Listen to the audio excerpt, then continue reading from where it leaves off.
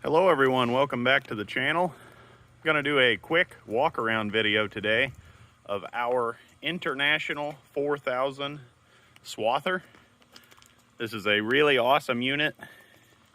We've used quite extensively on wheat and hairy vetch, rye and hairy vetch.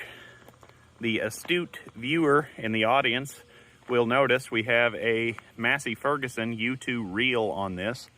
This machine, I believe, came out of the Midwest, and it had a bat reel on it for swathing wheat, and that is not what you need for swathing hairy vetch. This machine works very, very well. It's a 15-foot wide head. Like I said, we had this retrofitted by a local welding shop. I did not do the retrofit, and he also plumbed the hydraulics to where we have an infinitely adjustable reel speed, which is just awesome. It's got these big old balloon type tractor tires. They're showing some age. Got a few cracks, but that type of stuff, you just kind of run it till she blows kind of thing. It's got the airplane stabilizer wheels out there. You can control the float of your head off the ground. Going to take a peek in the engine bay. This has an inline 6-cylinder AMC engine in it. We had a exhaust leak, and we took the exhaust manifold off, redid that. That's why you can see the gasket's still nice in there. It's just a straight pipe out.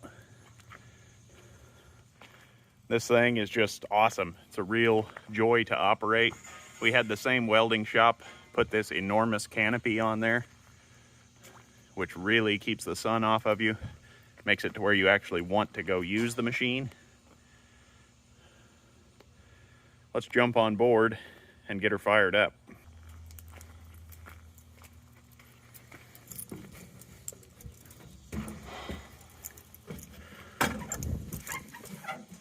You will see this mark on here on the steering wheel. It's just about faded off.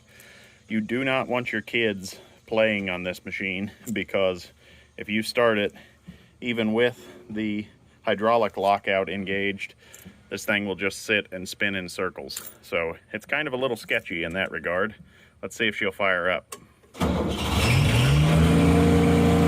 This is what I was talking about.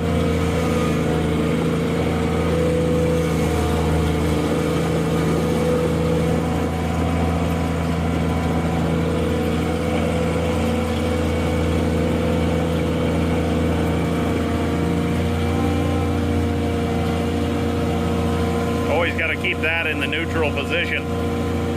This is our reel speed right here. We can really get it winging, or you can just slow it right down.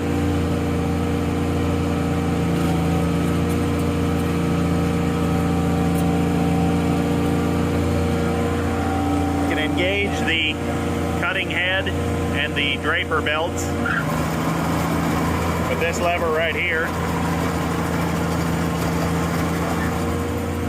Won't run that too much because I have the tensioners disengaged on both sides. And you have your throttle right here.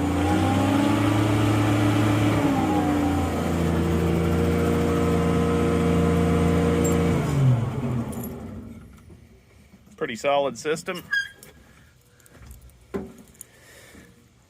We loaned it out to a neighbor that had